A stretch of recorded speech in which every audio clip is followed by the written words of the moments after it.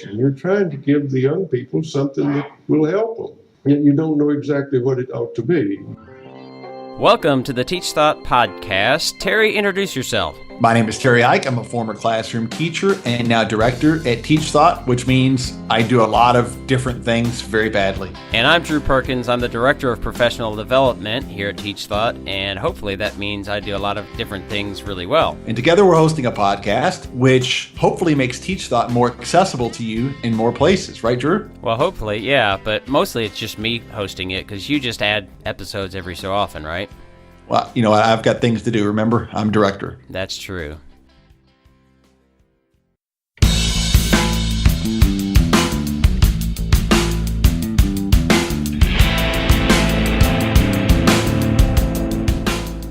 As always, thanks for tuning in to the podcast. My name is Drew Perkins. I'm the Director of TeachThought Professional Development, and you can find information about all of our services, workshops, our PBL Grow 18 summer event at wegrowteachers.com. So please jump on over there, or you can email me with questions, concerns, ideas, guests, suggestions, any of that for the podcast or for our work at drew@teachthought.com.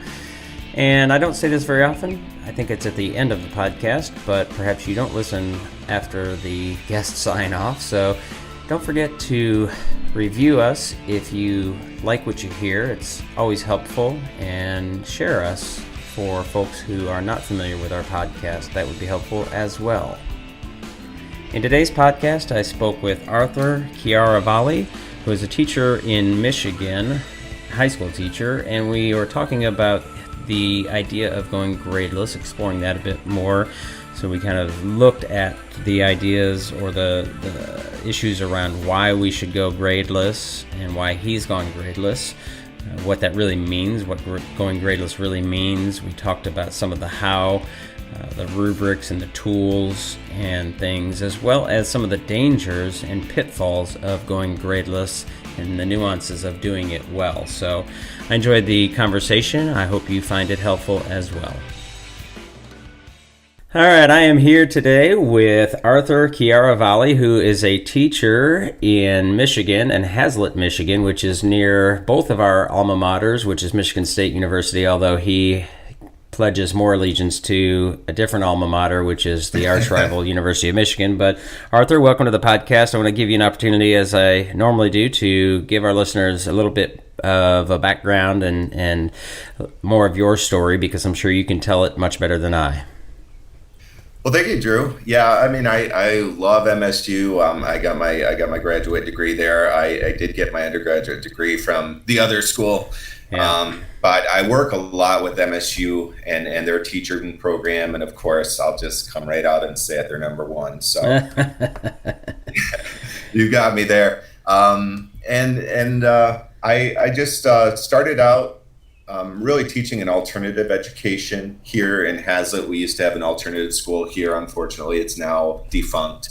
But I think as I taught there, I began to have some of these thoughts that some of the more traditional ways of assessing and grading, where the brunt of that was falling on these students who, I think for one or more reasons, were already at risk.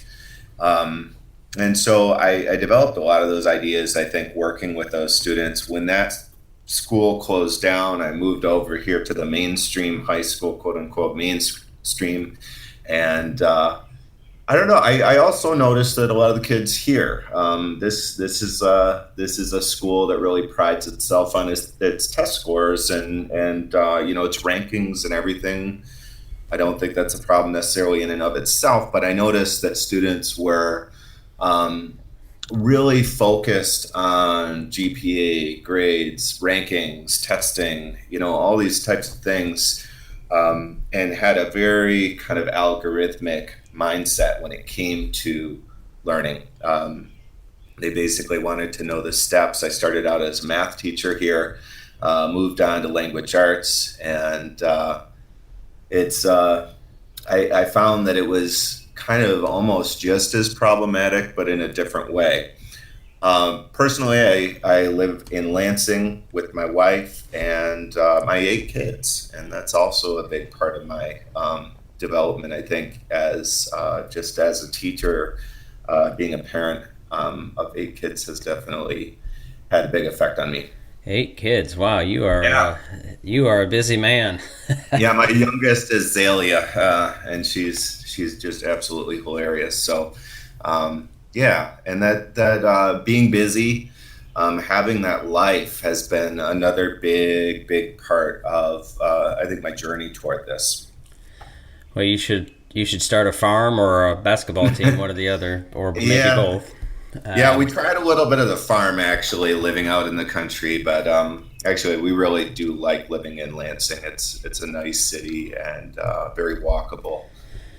Yeah, it's I'm sure changed quite a bit since I graduated in 1990, but that's a whole different conversation. Yeah. So it's interesting that you mentioned the experience, because we're going to talk about going gradeless and the group that you have co-founded, Teachers Going Gradeless, and ungrading and those kinds of things. But the impact on a teacher if they had started, because I did much the same. I started my teaching career in special education, emotional behavior disorder, really, some pretty challenging situations, and how that has shaped my teaching career. I was in the classroom for 15 years, and certainly not all of them, most of them not in special education, but that experience really did shape my perspective and philosophy of teaching in many ways. I wonder how many teachers would benefit from engaging in that. Not that we want special ed to be the guinea pig or I don't know, right, or the training ground. Right.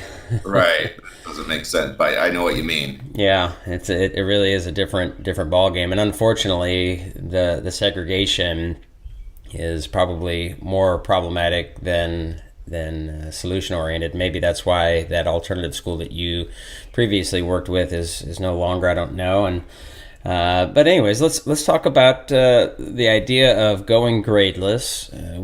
I've done a podcast before with Jesse Stommel, and you have co-founded a group. It's on Facebook, and I don't know if it's anywhere else. Teachers Going Gradeless, and so folks can ask. TeachersGoingGradeless.com. Oh, it's okay. So you've got a full website. Okay. Yeah. So the idea of going gradeless, I guess let's start with the why. Why did that come as a necessity and a shift in your practice? What brought you to that point? Well, I mean, I think there were some findings that kind of came to my attention. I was standards-based grading. I heard Ken O'Connor back in 2005, and I kind of had a good opportunity to work with Ken and to really have some improvements, I think, come out of that, just really focusing assessment and grading on learning as opposed to more behavioral factors like employability skills, punctuality, getting things in on time, all that type of stuff, which is fine and maybe needs to be reported or supported, but it shouldn't end up in the academic grade. So I really spent a lot of time inside standards-based grading, developing just a ton of rubrics and zeroing in on learning and getting everything else out of the picture. And I think that was a very good process. I think one of the things that I encountered that really changed my perspective on this was Ruth Butler's work, which I encountered in Dylan Williams' work. But he cited this study by Ruth Butler, and she's basically looked at feedback. And she talked about 3 types of feedback: scores alone, comments alone, and scores with comments. As the 3 types of feedback that teachers can give. And she found that scores alone don't produce any sort of growth. And she's basically has kind of a pre-assessment, post-assessment is the way she sets this up. So it either made students complacent if they did really well, or unmotivated if they did badly. And that is because she calls that ego-involved feedback. Scores with comments. You would think that that's like kind of the richest type of feedback, but as it turns out, they were just as ineffective as scores alone. And that is terrifying when you think the amount of time I'm an English teacher, the amount of time that I use or that I provide feedback, to find that students largely ignore the feedback and just look at the score, because again, it's this ego involved feedback.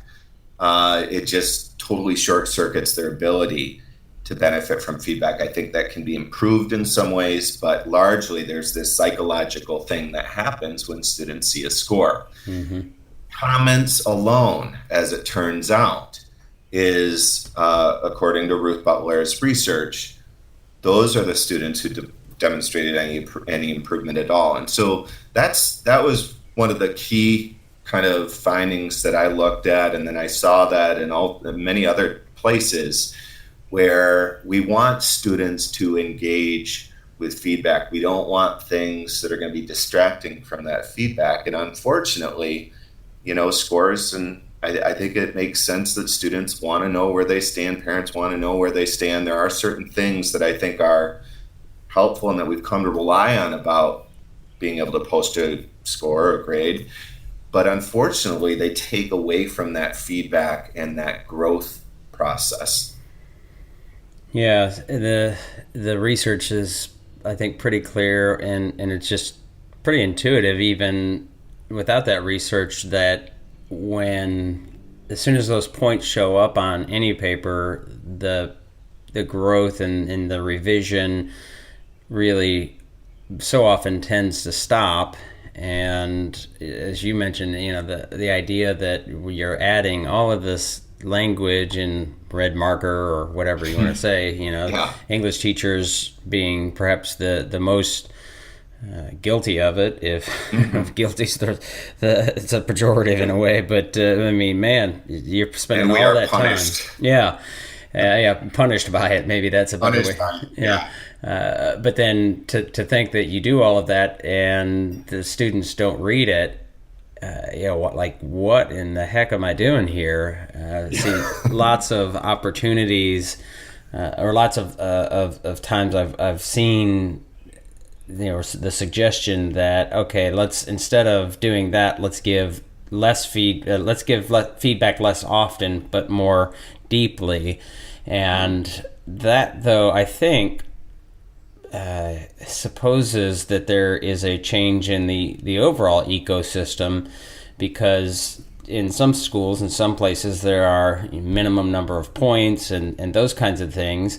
But there's also, I think, seems to be a healthy shift that would go along with that change in feedback loop, would be more authentic work and different sets of content and things. Because if we're really looking at the same system and just giving less points and less feedback, well, there's still something largely broken there. Right. Yeah. So, I agree, and there are some constraints, and I think that's part of the reason why we settled on that name, Going Gradeless, to kind of get this idea of a continuum. I think that there are people who are working within some constraints. I think we all are working within some constraints, but there definitely are toxic assessment and grading practices, and I do think we need to be straining towards something that is, healthier. Right. So let's talk about what that healthier is. What is specifically going gradeless? Because it sounds simple enough, but I'm sure that it's not. Yeah, I think the thing for me is that I give feedback. And whenever possible, I try to empower students to give feedback. I still try to make whatever the target is very clear. That has been a bit of a process, I think, for me, where I was asking for just anything and everything as a writing teacher. I would basically, you need to do it all. I think as time went on, I began to narrow my focuses. here are some things that I want you to demonstrate. And I want you to self-assess a lot. I want you to peer assess a lot. I want you to have the opportunity to engage in that process. I don't want to monopolize that entirely. So one thing is that I've really tried to find ways of empowering students to self-assess and in a very, I think, as often as possible, an objective way, the presence or absence of certain characteristics that we're talking about at that time. That may be maybe a critical lens that we're looking at in literature. I can introduce them to a number of critical lenses, and then I ask them to put rectangles around whenever they made mention of that theory or that lens. It may have to do with certain writing characteristics, and I'll have them highlight that and share that with their neighbor and peer assess and self-assess. I want them to have a strong idea about what those writing and reading standards are and seeing whether or not those things are happening. When I do give feedback, and actually I'm one of those. Now, there's some people I think who do a lot of feedback. I'm one of those who says, I'm going to give you feedback. Language arts is pretty recursive, so we end up kind of doing a lot of the same types of stuff, reading and writing. And when I do give you feedback, I'd like you to make note of whatever it was, so I'm taking some time, I'm giving you some feedback, and I'd like you to either improve this, I'd like you to make some revisions to this, whatever it is, or I'd like you to show that on a subsequent assessment of the same type. And we have a lot of those kind of subsequent assessments of the same type where I'd like you to put a couple bullet points up at the top. So if I gave you feedback, if I said, I like this, and here's a couple things that I would like to see, I'd like to see those bullet pointed at the top of whatever you're doing next. And then I'd like you to actually strive to do whatever that is. So I feel like it ends up being a lot more conversational.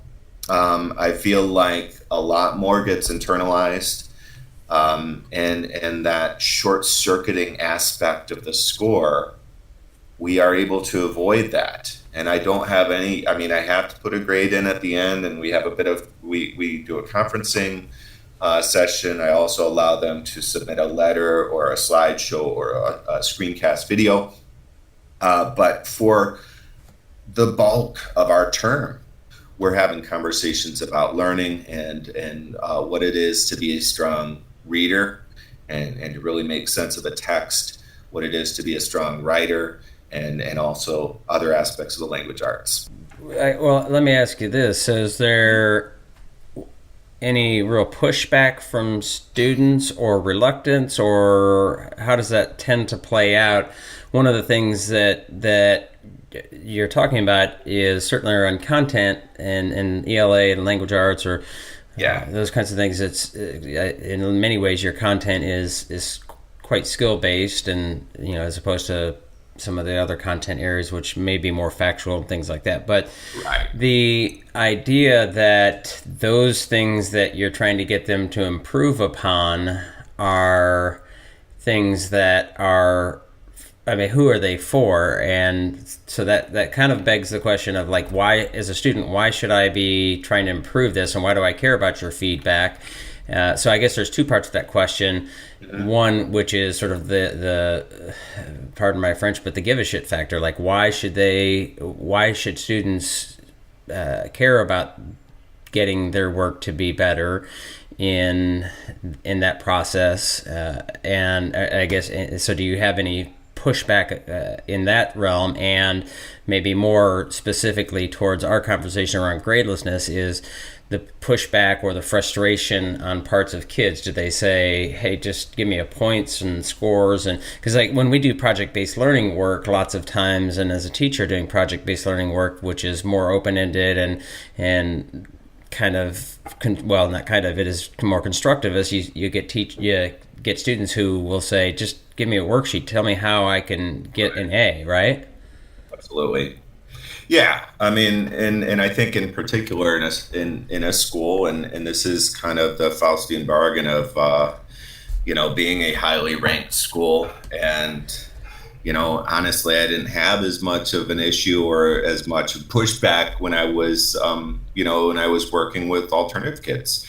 I have kids who are hyper focused on grades, and I think you do need to do certain things to allay those concerns. You have to work with, the students, and there definitely is some pushback, but I mean, I think that happens everywhere. I mean, whenever I have to sub for, I think, another teacher or whatever, I mean, I hear people talking about grades all the time, and there's a lot of frustration around grades. So I don't think that we avoid that by going back to the more traditional things, even if it is quote unquote objective, like just quizzes and tests. At that point, it probably becomes a question of, I'm not learning anything from this particular person. I mean, it ends up being a conversation about something. There's always some frustration involved. And some of that is coming up from above. That's coming from, I think, just an overarching climate that has put a ton of stress on GPAs and grades and all this sort of stuff. So I think there is a process there.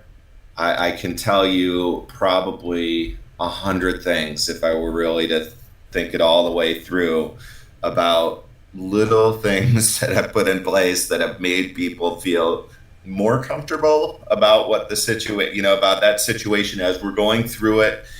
If you want to get an A, this is what you would be doing. And I have, I think kind of the core of that is my descriptive grading criteria.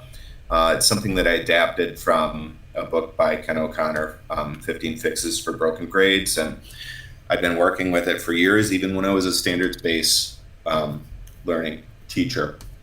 And it describes some things, that you would see in an A student and a B student and a C student. I don't put a ton of significance onto that, but I do want to give kids a pathway toward the grade that they would prefer. And I know that a lot of the kids, they definitely want to get an A. They want to get as high of a grade as possible. And so I need to deal with that as fairly as I can. There does, I think, need to be some modicum of fairness. I think there needs to be some acknowledgement of the system that we're working within. And, I think you mentioned that we're moving toward this other thing where, students would be able to kind of, dictate a little bit more about, or a lot more, what they're going to be spending their time working on, and actually identifying the standards that they're concerned with. I teach AP English. I'm preparing them for the AP exam. I mean, there's certain things like that. English 12, I feel like it's been much more of a give and take, where, point out what you did here and let me know what you did. What do you want feedback on? And I think you can have more of those conversations. I would love to have the College Board out of the whole educational business entirely. But at present, I feel like there are some of these overarching standards that I'm being paid to provide students with a good sense of how they can succeed within this arena. Yeah, there's certainly some parameters within the teachers have to operate.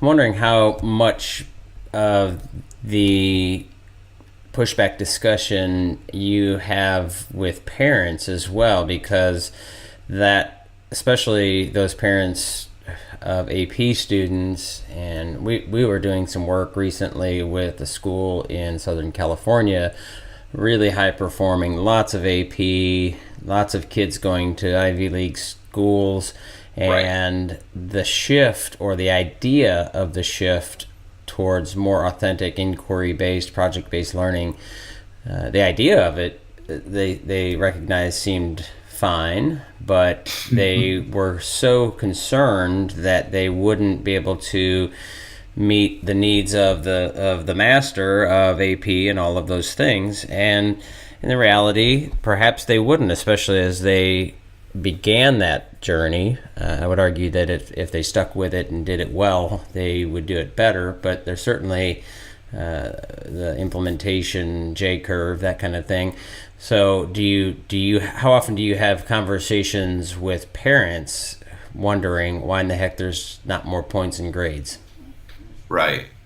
I try to put out at the beginning of the year a good letter. I think anyone who wants to do this is going to have to start out with a really good letter. I have a linked letter that actually takes them to a number of sources that kind of elaborate on this, a couple of my own articles, but also just ideas that I think they may be interested in terms of what happens when you put these kinds of extrinsic rewards in, where you rely on them to such an extent that it actually even inside this mentality of I just want to do well on the test, you actually are going to be less likely to do well on the test. Some of the research actually that Joe Bowler does, who does a lot with mathematical mindsets, is she had a study in England where you had some kids who were basically preparing for this national exam and just zeroed in on the exam, doing tons and tons of practice about the exam, and it was graded and it was scored, and all those kind of traditional things that you would expect. You had another group that was kind of doing more broad, open-ended, and ungraded diagnostic comments, and those kids did better. I mean, long story short is that those kids did better. Why? Because a lot of different reasons. I just think that feedback without scores, I think, is a big part of it. When we zero in on the test and we zero in on scorable things, those objective things that we're capable of measuring, it tends to really narrow our minds and our curriculum to the point where that's not a very rich experience. And it's kind of scary because, you look at certain areas with this particular issue, and it really begins to bring up some equity concerns. One of the things that I quote in one of my articles is urban schools spend 266% more time preparing for exams than do their suburban peers. And you can see how that that can really very quickly become a second-class education. And, I think what you need to do when you are thinking about approaching your community, certainly you need to make sure to provide them with the pathways, to a certain extent that they're used to. But at the same time, give them some information that will help them to see what's in it for them. And I feel like, for the most part, some of the resources that I've been able to put out, parents really do understand that. Interesting. So what are some of the tools? I'm looking at reflecting on some of the things that I did as a teacher, and I didn't go gradeless, and this was, I left the classroom in 2012 after 15 years, and some of the things that I did that I talk with teachers about that I think are really helpful. One thing that is called a confidence meter, because I found that students were, I would give them some homeworks, 4 or 5 questions that were, and I was teaching social studies, especially at this point, was 4 or 5 questions that are essentially formative assessment and short answer. And, there were points for those. So I would go out in the hallway before class and look down the hallway and see these kids who certainly failed their espionage class because they're down there copying, writing against the locker, and it's clear that they're copying answers, and so the reason they're copying is not because of the learning or the thinking, it's because of the points. So I thought about, how do I shift that? So instead of points, I asked them to answer the question, short answer. And then there are 3 circles, sort of Venn diagram like. The left one is confused, the middle one is maybe, the right one is, yeah, for sure, I got it. and there's a line, horizontal line through the middle. And so I wanted them to respond to the question, but then also put a check mark. Did they think they were confused, or maybe, or got it? And my feedback to them, just in quick feedback, was, no, I think you're confused, or maybe, or you got it. And that was something that I found really helpful. We're really big fans here of a single point rubric instead of the big monstrosity that most teachers use. So what are some of the things that you have used and seen success, have had success with? Right. And I have used single point rubrics from time to time, and I think it definitely is an improvement over your big, huge graded rubric, because really rubrics, the way they're set up, they have grades baked into them. I mean, just the levels, even if you take off the numbers, you put descriptions in there, that's graded, gradations of performance. And students can definitely read into that. They don't read the descriptions. I think the big thing that I use is I have a portfolio platform. I've used different things. Right now I'm using Seesaw, is an online portfolio platform that I kind of like. It's something of a stream format. Students can post all different types of artifacts that they may have, everything from video to, Google Docs, photographs, audio. And then I have an opportunity to make a comment, and actually the parents can make comments too. Sometimes they do. And I will actually do an audio comment. I can talk faster than I can write, and I will give an audio comment, and I'll ask them to write down, at least, like I said before, a couple bullet points from my feedback as to what are you going to do next. I usually just use the comment that they give me. They give me 2 minutes, basically. Seesaw has given, for that audio comment, you have 2 minutes to say what you have to say. I started out a little bit using Screencastify, and then I would record this 10-minute long video about going through a person's paper. But then I was like, you know what? 2 minutes is probably good. And I wonder how many students actually are watching this 10-minute long video that I did scrolling through your paper. No, they're not. They're probably not. I do some different things still, getting into people's documents and making some comments.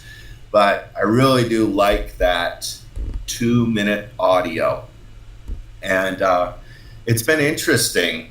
I don't want to just say that, Seesaw is, catalyzing this revolution in education. But the 2-minute aspect, I've found actually a lot of times in my career that these constraints actually can really get us thinking in good ways. So what that's done for me is I can't focus on a million things. 2 minutes isn't going to be enough time for me to talk about those million things. I have really gotten to the point where I want to see you do this and maybe this, and then I want you to kind of think about that. First of all, I'd like you to put a comment as to what you demonstrated here. And then, if it is something where maybe I have some more expertise, I think in the case of the AP exam, I have a pretty good familiarity with that. I'm going to give you a couple things that I think you can maybe do better next time. And I'd like you to strive to do that next time. And so one of the things that I have as a description of an A student is shows frequent evidence of growth. That is something that I definitely want to have up there in that description of an A student.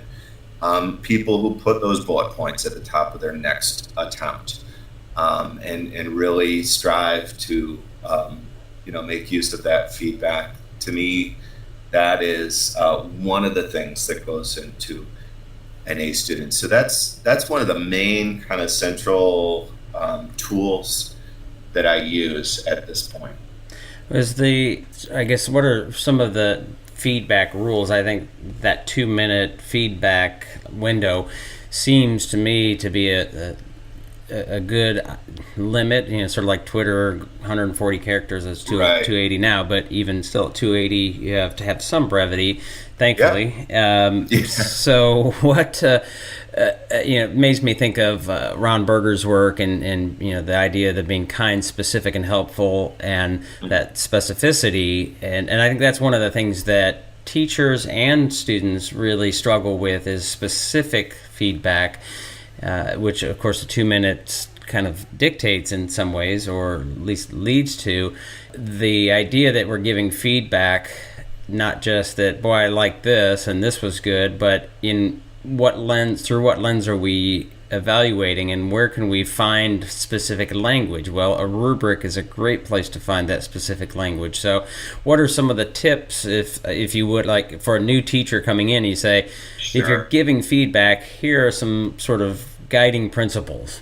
Yeah, it's not actually a lot of those many rubrics that I developed over the years. They haven't gone away entirely. I definitely do try to describe. A lot of times that's just, a couple bullet points indicating that I want you to do this and this. This is what exemplary would look like. I do have a document that I maintain throughout the year called Exemplary Student Work. And I really indicate in that document what are the criteria. What are the criteria that go along with this particular task? And so I really reiterate that. And when students assess, that's all I want them to be talking about. Like, how did you do that, and where was that, the presence or absence of whatever it is we're talking about. There could be some more qualitative statements in there as well. But, I try to really narrow it down to what am I truly looking for here? I don't want to arrogate too much to myself about, I am the god of writing, but I want to zero in on, I want to see this. I want to see this. I want you to mark it up and show me that that's there. If it's not there, maybe don't submit this at this point and actually go back to the drawing board and do it. And then hopefully I'm just kind of coming in and saying, I saw this, this topic sentence. I saw, a lot of transitions. I saw you making mention of, how the literary device conveyed meaning. I'm talking mostly about the AP exam at this point. Those things that are going to get you points ultimately. So I really try to zero in, and I like saying I saw and I didn't see, and I like to keep it pretty objective like that. And then I like to end with, next time, or even on this same thing, I'd like you to, or could you look at doing, or would this be a good resource for you? There are a number of things, next steps that I think you can say in that last bit there, but always, something that they can move on to. A lot of times what I had with my AP students, they maxed out whatever rubric I had. They were getting like 3.84. Just as long as they got up in the A range, they were complacent. Mm-hmm. Now, no one is complacent. There's always, and that there needs to be a limit on that. It can't just be like I have, basically, you're mine, and I can dictate, no matter what level you're at, you're going to have to keep working for me. But, even a student who is, at that exemplary level, there's probably something that you could improve. Well, one of the things that I love about the rubric, or the single point rubric, is that, and when we do work with teachers around the single point rubric, what I find when I ask them to do some evaluation of student work using the sort of typical rubric with the giant grid and bullet points and stuff, is that they, first of all, they're trying to squeeze what they see into those bullet points, and then it's like, well, I saw some of this, and it's like, all right, so jokingly, sort of like it's somewhere between a 3 and a 4. All right, so it's like 3.2397, right? So it's absurd. Right. But what they do is kind of what you're talking about. Their language as they go through that process and sort of explain why they're doing, or why they gave the score they gave, is that they're pointing out and talking about the evidence, the things that they saw or didn't see. And the single point rubric is such a great tool because it gives you the opportunity and the space. Instead of bullet points, it gives you space on one side to point out what you saw or what you liked about that work, and then on the other side what you didn't see, and perhaps some concerns, some wonders. And it doesn't mean that it's not necessarily not there absolutely, but it gives the opportunity then to have a conversation with the student about the work and say, well, I didn't see it, but let's talk about it. Maybe it was there that I missed it. And I think that evidence piece is such a big part of the missing equation, because those standard rubrics just tend to corner kids and quite honestly corner students or teachers in their assessment process.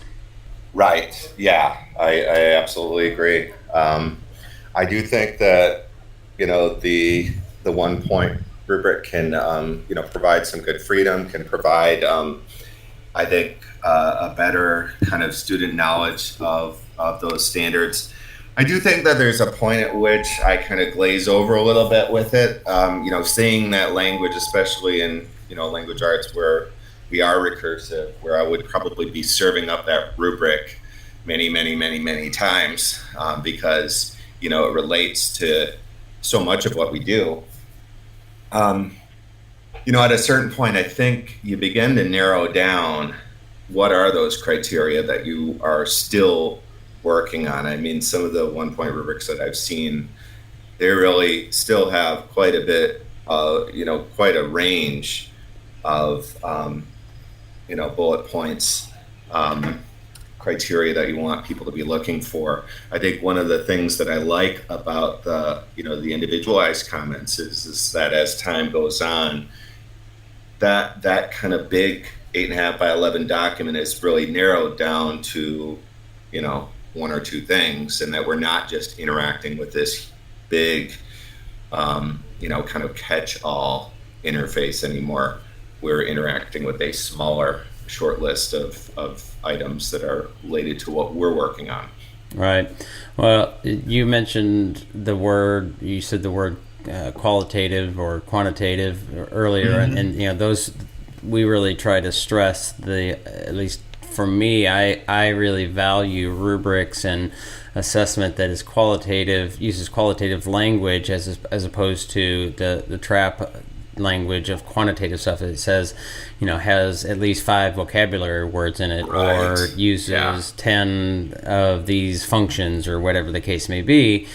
Because the qualitative language, that is really about effectiveness, and therein lies, again, a really great conversation and dialogue potentially with student, and even internal dialogue that could and should go on with the student of how well is this meeting the needs of the audience or serving the purpose that I'm after, right? And in what ways is this effective? And if we talk about doing something effectively, that begs the question, well, what would it look like, sound like, feel like? What would it have to be effective? And that sometimes can be done differently. So it gives some opportunity for, I think, in a way, equity to be able to demonstrate your understanding in ways that are not necessarily what the teacher and the system and the class dictated. So that qualitative language to me is a really big piece.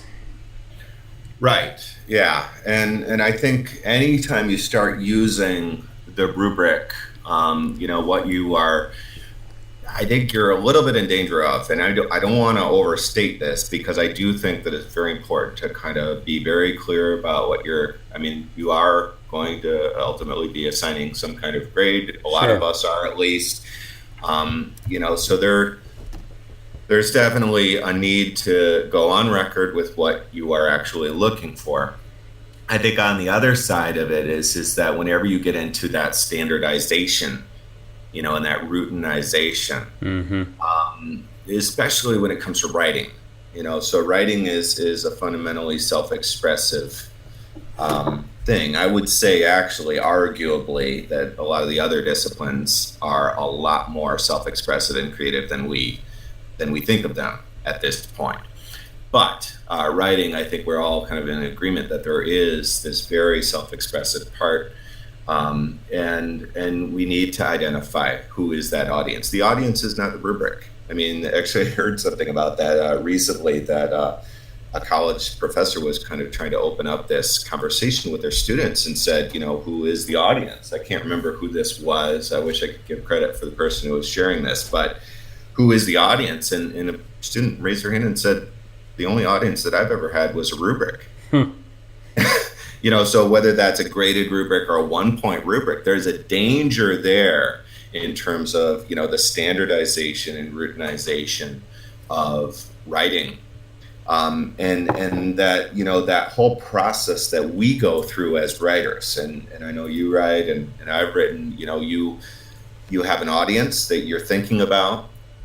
You have a rhetorical situation, that you have to interact with, and that you have to, compose it around that situation.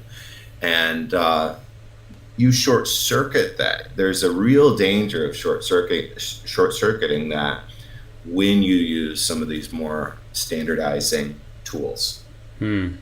So we'd be remiss to not discuss, and I know you've written about it in your blog, which you have on Medium, the sort of pitfalls and problems that you have experienced, and I'm sure others have experienced with going gradeless, because it's important to point out that just getting rid of grades or minimizing grades and points, I think your analogy of the garden, so you clear the space of weeds, doesn't mean that there's anything great there. So what has that been like for you? What are some of those pitfalls, and how are you navigating that landscape? Well, I think that was some of the pushback that I got, and I have some people who have really brought this to my attention, because I think what we have a tendency to do a lot of times when we have something like this, and I just put this kind of under the umbrella of progressive reform, is that a lot of times what we're doing there is we're making a lot of pathways that were once visible, I think. Maybe not the greatest, but at least there was kind of a visible pathway, and I know that I need to do this in order to get to where I want to go. Taking that away, making that invisible. I think a lot of what we talk about in terms of progressive reforms involve taking away structures.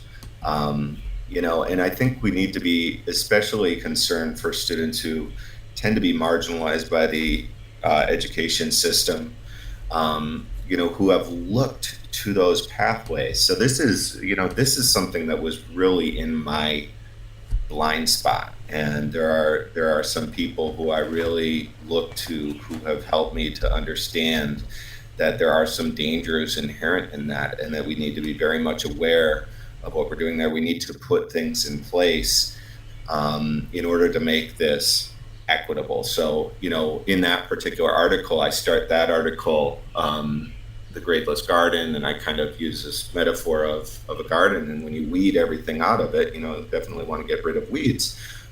You need to make sure that you are dealing with these questions of content, of relationship, of the students that are in your care. And if you end up with inequitable outcomes, you have students who are struggling to make sense of this, and generally privileged students are the ones who are able to make sense of whatever system you throw at them, or lack of system, then you need to address that. So, I just should give a shout out just to Marion Dingle, is someone who I think you should definitely follow on Twitter, is someone who has continually brought this to my attention. She is the person who I have as a quote at the beginning of that article. And actually, I just looked it up, and as she says, I realized for me, since going gradeless doesn't address inequity, it leaves much to be desired. Good teaching involves meaningful feedback and the trust that students need to be heard and understood. I know we all know this, but we're not addressing it in this context, and that feels empty to me. grading less seems to me to be empty, not because of the less, but because of the elephant that persists in remaining nameless. And so the elephant is that, schools have been traditionally and continue to be places of inequity, in particular places where students of color have not succeeded. And a lot of times our attempts to make that, I don't know what the word is, our progressive reforms have inadvertently and maybe even knowingly made that system even less navigable for students who are not as privileged.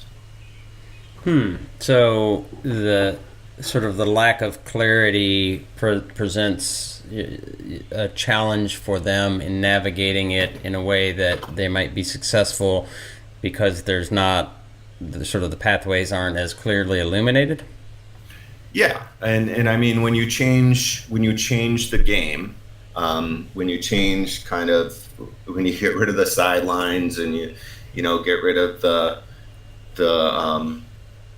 goal, it's less clear, and students don't have that kind of regular place where they're able to check in and just kind of the usual levers that have always, that have traditionally been there in school.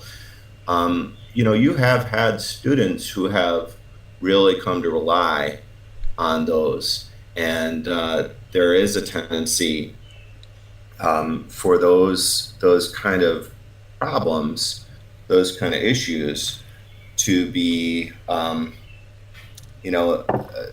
like I said, students who are sort of part of that dominant culture, that really dominant white culture that exists in public schools and in schools in general, are going to benefit students who are from that privileged background, whose experiences are going to allow them to navigate that system or lack of system, whatever it may be. We have a number of people who have written on this topic I think a lot more articulately than me. Benjamin Dockstader has written about equity in the grammar of school and really making sure that our students are aware of what are the pathways now. I mean, certainly grades have done damage in a lot of ways, but as we move away from that, there is a tendency to fall into this really kind of almost neoliberal entrepreneurial sense of education, which is being bankrolled at this point. And we need to be aware of that, and just there's no obvious right answer for the way to address that. We just need to continually be aware of that and continually be evaluating how we're doing with regard to that. That's an interesting dichotomy that I find in that discussion, insofar as there are organizations, and I think when we're talking about marginalized students and marginalized populations, oftentimes minority populations, that of course we can talk about the difference between the achievement gap and opportunity gap, and I think that is a different conversation. I think in short, opportunity gap is a more important piece to look at than achievement, but the pieces of the game that I guess the traditional game that yields some results, although I think I find it to be some fool's gold. So for example, there's an organization in Kentucky called, I think it's 55,000 Degrees, and the focus is on getting a number of minorities, 55,000 I think, to graduate with degrees and get them into college, which certainly I wouldn't deny would be a good thing. I mean, it certainly doesn't sound bad, but at what cost? And so, is there an opportunity cost, sort of, as we talk about school reform and school choice and different options and how schools should look? one of my fears is that the superficial markers of success, of grades and points and degrees and all of those things are just that. They're superficial. So while it certainly I would not want to suggest that they shouldn't get a high school degree or shouldn't be measuring success by perhaps getting into college, that seems to be a bit of superficial in so far as that it might be might push a system in a school, especially if we're talking about school choice, and let's say we're going to start a new school that is really hyper focused on those things at the cost of deeper learning and thinking that really is more important, at least certainly in my view. So that dichotomy of being clear about those pathways versus giving more opportunity towards deeper learning and inquiry and lifelong skills. So it's an interesting dichotomy. Yeah, absolutely. And I mean, I don't want to, it's tough. I think dichotomy is the absolute right word for it. I mean, I want to actually also shout out to Julia Torres, who did a article that talks about some of the things that she balances, in urban education, going gradeless in urban education. She has an excellent article for us. Where on the one hand, yes, actually, I think it was Mr. Miner, Cornelius Miner, had a really good tweet where he says, when we think about the experiences that privileged suburban parents want for their children, we think about choice, voice, kind of open-ended experiences. When we think about the kind of experience of students in urban schools, toe the line, sit still, don't talk, that there is this inequity in that, that opening up to a richer experience, that one that is not just focused on this system of blind obedience and preparing for the exam. On the other hand, though, we need to realize that there is this kind of danger on the other side of that. And I guess the thing that I would say, the point that I'm at, and I obviously, this is one of the areas that I'm not as articulate about, is if we're not aware of that tension, if we're not aware of that dichotomy, and we don't have our eyes on equity, we're potentially going to do some real damage, especially if we get caught up in this anthemic kind of progressive rallying cry.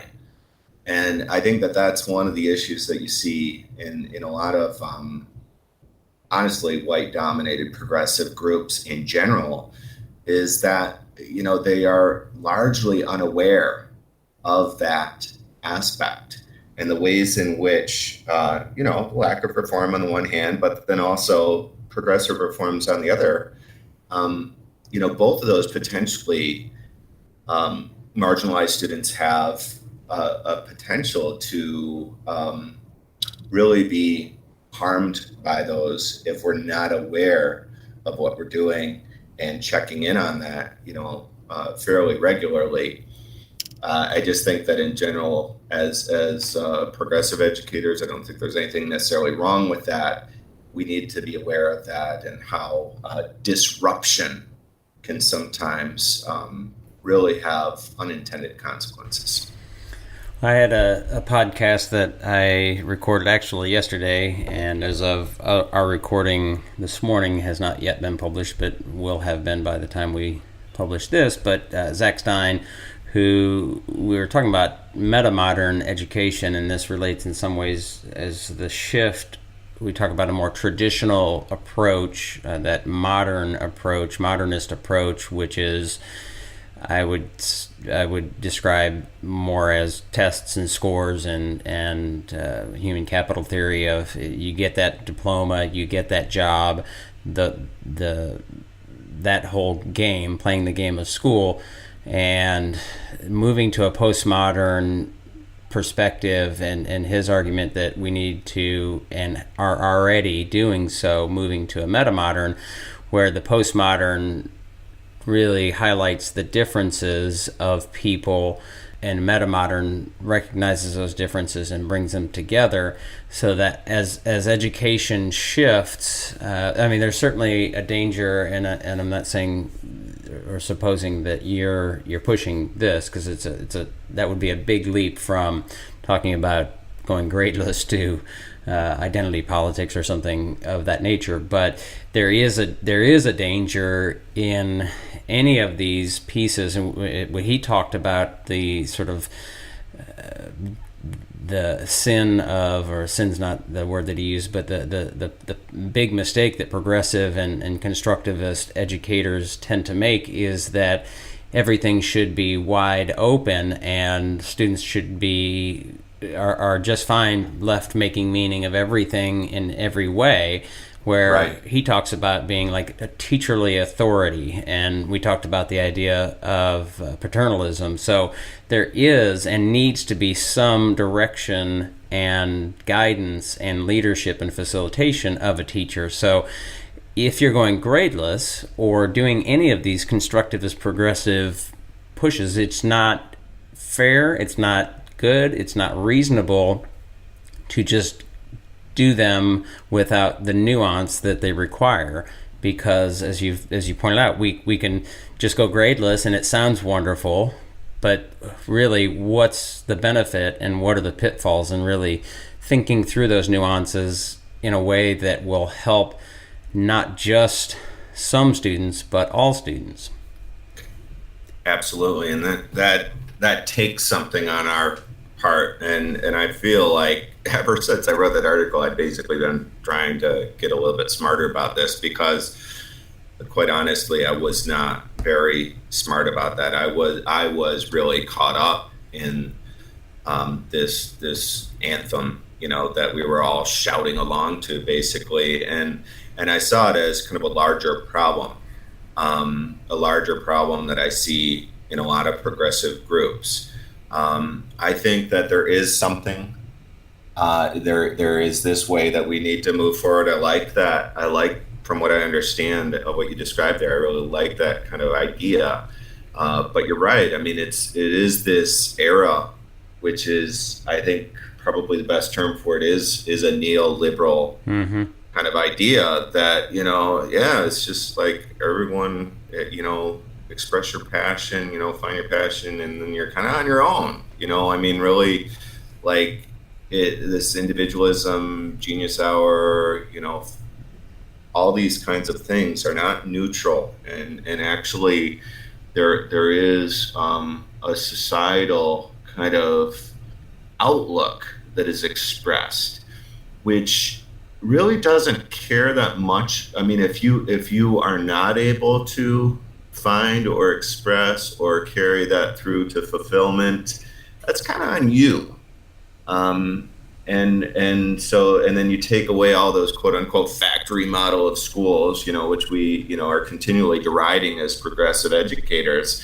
And it's like, well, before we destroy the factory, let's make sure that we're not just handing these students over to the more corporate or entrepreneurial way of looking at things. That, my grandfather worked in a factory for 45 years, and he had a pension, and he was able to retire, and he had all sorts of, he was able to punch out, at a certain point. It wasn't just this endless thing that basically, you're going from, your school to working your Uber shift, and then doing your side hustle, at 2 o'clock in the morning. I mean, that's kind of what you're supposed to be doing at this point. And if you can't do that, and you need some of those scaffolds, well, they're no longer there. We're getting rid of those. And it's the people who are already the beneficiaries of privilege are going to be the ones who are going to come out on top in this economy, in that kind of mentality, in that paradigm. Yeah. It's an interesting conversation that probably would be better suited for another podcast, as we're running over an hour, I think, into this. Yeah. So I'm mindful of time, and it's been an interesting conversation. Arthur, let's get your links and social media and websites and all that stuff. And I've been writing down all these links, so you're going to have to email me the link of all these people. So because I'm sure I'm going to have to do a lot of Googling on them, but some rich resources. So tell us where people should find you and reach you and that kind of thing. Absolutely. Well, you can find us at Teachers Going Gradeless on Facebook, teachersgoinggradeless.com, TG2 Chat on Twitter, and that's we do occasionally have Twitter chats. We're doing it basically second and fourth Sundays of the month. Okay. And personal social media or anything you want to share? HHS Chiaravalli.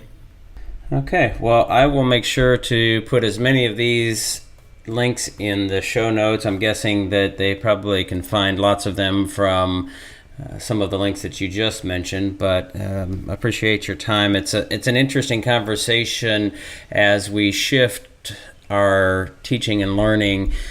It is important to keep some of those pitfalls in mind, and you know, as the ecosystem changes and as education changes, probably not quickly enough, some of those feedback pieces are absolutely essential. So I appreciate the thinking and the time.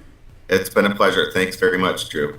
That'll do it for today's podcast. Thanks so much for listening, and if you didn't hate it, please leave us a review on iTunes or wherever you're listening, and share it on social media wherever you feel comfortable. Speaking of social media, you can find us in all the normal places like Facebook, Twitter, Google+, LinkedIn, Pinterest, and please share us on those places as well. And don't forget about TeachThought Professional Development. You can find us there at teachthought.com/PD.